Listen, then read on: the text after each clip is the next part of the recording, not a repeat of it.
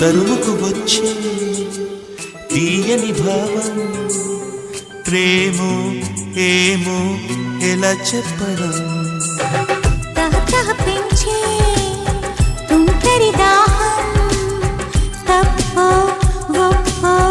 ఏం చేయడం ఊహల్లో ఉయ్యాలుపై సంతోషం రేగేలా ఊపిరిలో రాగం తీసే సంగీతం సాగేలా అలలై పిలిచే ప్రణయ సుప్రభాతం నువ్వే